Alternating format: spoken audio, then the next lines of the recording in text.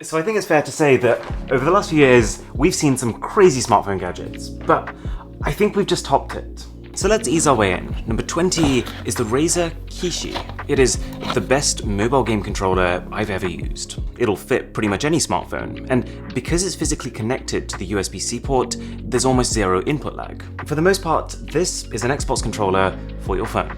My only nitpick is that it's kind of expensive, so I would have liked to see a more premium finish. Okay, Duolink is kind of a fascinating concept. So on first impression, this is a Bluetooth speaker, and a fairly decent one. But the key mechanic here is that if you give it a little pull, then all of a sudden you've got two speakers that operate in a stereo pair, actually up to 22 feet away from each other. But here's the best bit. Inside these halves is a pair of true wireless earphones, and they're pretty good. All of this sounds pretty good, but it's the way they work together that is the real selling point. So right now I'm actually playing music through my ears, but I can take that out, put it in here, and all of a sudden, everyone can hear it. And while all this is happening, it is charging my earphones back up again. It obviously loses portability, but the other payoff of having this frankly enormous case is that the battery life is amazing. You're getting quite a lot for the money here. Okay, we've seen smartphone gimbals before, but the focus of this one, the Smooth X, is versatility. This is like the Swiss Army knife of gimbals. Once we get through the 1,000 layers of packaging. Nearly there. Okay, one more. Right, there we go. So it starts in this folded form here, where it's about the size of a large door handle, but from there you can rotate it out, you can add the included tripod attachment, and you can extend it an extra 26 centimeters outwards. It's a little bit like having a gimbal, a tripod, and a selfie stick all in one. And the perk of that is almost any type of shot you can think of, you can take. Different orientations, check. Automatic person tracking, check. It'll follow you around. 180-degree panorama shots, check. And of course, all while being stabilized. Worth noting that this is a 2-axis stabilizer, not a full high-end 3-axis one. That's what makes it more affordable. And the perk of being able to extend it means that if your phone doesn't have an ultra-wide camera on the front, which most don't, this gadget is basically saying, never mind, we'll just move your phone back instead. So your point of view goes from something like this when handheld to something like this with the Smooth X. How about a smartwatch with the slogan, "Bow to the future"? Now that's a sweeping statement. This is the Amazfit X, and the central mechanic is this 92-degree curved AMOLED display panel, which compared to most smartwatches just gives you a taller screen. And it's cool, you can see a lot of data at once, but just bear in mind that compared to a more affordable smartwatch, like the Mi Band 5, this doesn't necessarily do a whole lot more. It's just cooler. This is a fashion accessory as much as it is a smartwatch. Okay, let's talk about chargers for a minute. You might know that the standard iPhone charger has 5 watts of power. You can get fast chargers, which sit at around 15 to 20 watts of power. And then what I refer to as super fast chargers, anything from about 30 watts to 65 watts. Well, this is a 120 watt charger.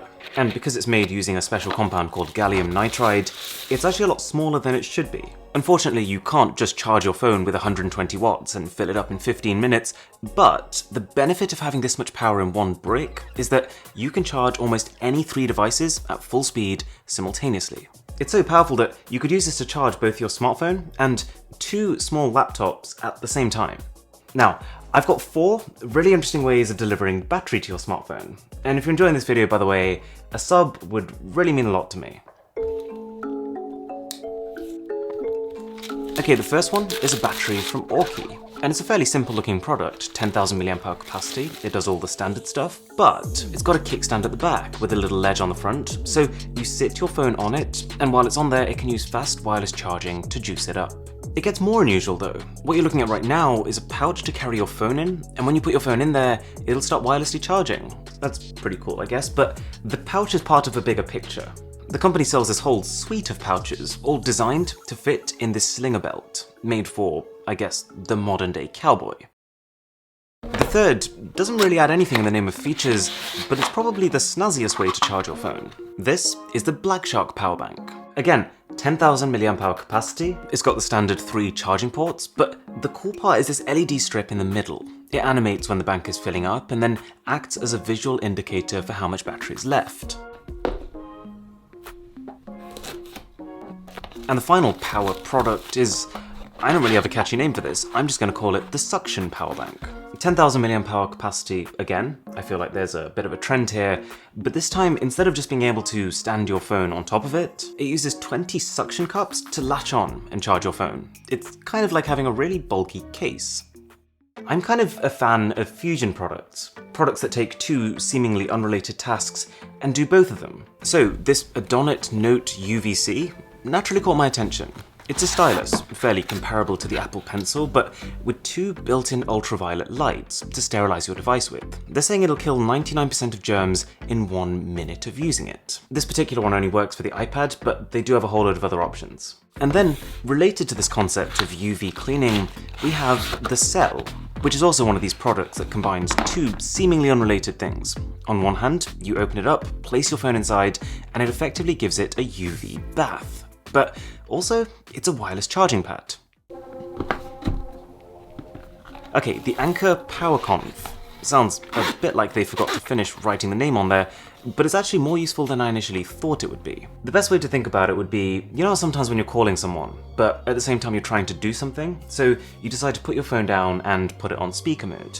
Well, this is kind of like having a super speaker mode.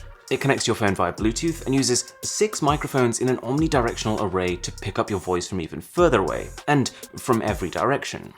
Right, so in the last Smartphone Gadgets episode, I showed you a compact Anker projector, and I said this is the best mini projector I've ever used. It was easy to set up, it ran on Android, so it had its own apps, and it was portable. So I was kind of curious to see how much better its bigger brother would be. This is the Anker Nebula Mars 2 Pro, and it still keeps the smartphone in mind. You might know that setting up a projector is an absolute faff. It involves cables, it involves overhead mounts, and big white blank screens.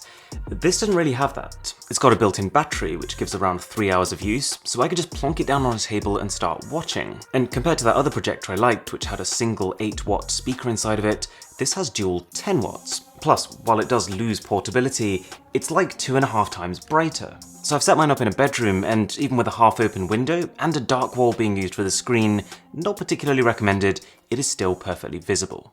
Alright, so you've seen a Bluetooth speaker that transforms into earbuds, but now we've got a very different kind of transformation.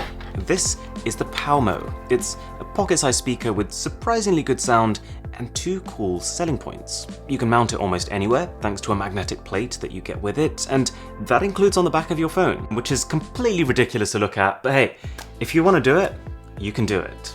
And the second thing is that it's collapsible. So right now it's in its compact mode, but I can pull it, and all of a sudden you've got a much larger sound chamber, which means deeper bass and a warmer overall sound. Next up is a gadget that allows you to get away with using fewer cables. If I had to describe this, this is a hyper long range Bluetooth transmitter and Bluetooth receiver. And these are actually two very different things. When it's acting as a transmitter, it can take your wired audio and make it wireless. So let's say when you're watching TV, you're using your TV's inbuilt speakers, and they're just not that great. Well, this will be able to take that wired signal and beam it out wirelessly, to be picked up by up to 2 Bluetooth speakers or 2 pairs of wireless earphones. But if you then click a switch on the back, this moves from being a transmitter to being a receiver, which means it can receive your wireless audio signal and convert it to a wired one. So I could use Spotify on my phone to wirelessly play music and for it to come out of a wired home cinema surround sound system, as opposed to maybe the small crummy Bluetooth speaker I might usually use. I feel like over the years, I've shown you quite a few things that you can stick onto the back of your phone. We've had wallets, little pouches, we've had speakers. This is a new one. They call it the Lookstand, and it's a 100% aluminium, fully adjustable stand. It's quite impressive what they managed to fit into this fairly small contraption, and it sort of locks itself in each orientation with a satisfying click. You can adjust the angle of your phone, the orientation of your phone, and there's also 3 different height levels. Alright, so we're left with my favourite few gadgets now. Some of them because they're exceptionally exciting, some of them just because they're very useful. So let's start exciting. A travel adapter. It comes in a case. It allows you to convert almost any socket into almost any other socket. And that's cool, but we've seen this before. What I thought was really useful about this one in particular is that you turn it around and you also get no less than 4 full-size USB ports to charge your phone and any other gadgets you might have with you. This is something that I actually plan to use regularly. But on a genuinely more exciting note, this is the LiteChaser Pro. A very expensive, but admittedly pro bit of kit. So you get two parts here. There's a case, which is nice quality, feels sturdy, and that doubles as a mount for this, a circular polarizer. It's quite a niche tool with a very specific benefit. It increases saturation and it reduces reflections. So if you're recording the inside of, well, anything reflective, you just rotate it and you can see straight through. You can see in this scene the TV looks kind of off, but with a little rotation, no, it's actually very much on. So if you wanted to film someone in a car, for example, this would be a pretty good way of doing it. Alright, welcome to my two favorites in this list. The first is the Nexdock. The concept is this: most people have two main pieces of tech in their life, their phone and their computer. And the goal of this product is kind of to merge them. The best way to think of Nexdock is as an empty laptop. A laptop with a working edge-to-edge keyboard and a working Full HD screen, but no processor, no RAM, no operating system. It's made to be powered by your smartphone. And I've been thinking a lot about this product over the last few weeks. On one hand, it's still going to take up space in your bag, and it's not going to be as powerful as a MacBook Pro, for example. But the more I think about it, the more I'm starting to see the benefits. For starters, of course, it's way cheaper than actually buying a proper laptop. There's no duplication of components. Because this laptop isn't trying to have its own set of CPU and GPU and RAM, the inside can pretty much be just one massive battery. So it'll last for ages. There's quite a nice sense of continuity. If I'm typing an email on my phone and I decide I want to move it to my laptop, I just plug it in and carry on where I left off. And all of a sudden, both your phone and your laptop have a data connection. And think about this, every time you upgrade your phone in the future, you're kind of getting a free laptop upgrade. It's a cool thought. And the cherry on top is that because this Nexdock has an HDMI input, you can also use it as a portable TV for your PS4, your Nintendo Switch, or your Apple TV. The only obvious caveat is that you'll be restricted to mobile apps, but you might be surprised how well they work. And actually, speaking of things you can use as a potential monitor, welcome to a very different kind. You could think of this as a monitor for your face. You can plug in your smartphone the same way you would on a TV, but also your game console, your drone controller to get a live feed of its camera, and you'll be seeing all that on what they describe as a 200-inch 4K display, all with some pretty impressive baked-in audio. It's a nice display. It's probably not as nice as that figure makes it sound, but there are some perks. It can run 3D content and all that Google Cardboard stuff. You can wirelessly stream your phone to the glasses. And if you really committed to this and got yourself a Bluetooth controller, then yes, that means you could be playing COD Mobile on a 200-inch screen in the train. If you like these smartphone gadgets episodes, I'm going to drop a link to my last one somewhere up here, so you can check that out. And if you were pleasantly surprised by how much content we got into a video, that's because I've been collecting these over the last 2 months, so a sub to the channel would be incredible. My name is Aaron, this is Mr. Who's the Boss, and I'll catch you in the next one.